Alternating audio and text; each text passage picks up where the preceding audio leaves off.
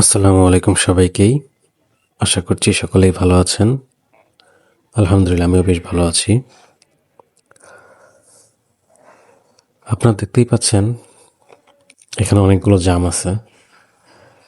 আসলে আমাদের সবারই মৌসুমী যে ফলগুলো হয় সেগুলো সবই খাওয়া উচিত, কারণ এই মৌসুমী ফলগুলো আমাদের বিভিন্ন মৌসুমে যে অসুখগুলো হয়ে থাকে, যেমন ঠান্ডা, কাশি, জ্বর, সেগুলোর থেকে সুরক্ষা দেবে।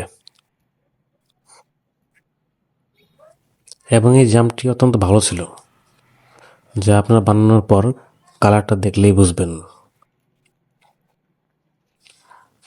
আপনারা কারা কারা জাম খুব পছন্দ করেন তা জানাতে পারেন। ধন্যবাদ সবাইকে এতক্ষণ সাথে থাকার জন্য। আমার চ্যানেল দীপভার্সকে সবাই ফলো করবেন এবং সাবস্ক্রাইব করবেন।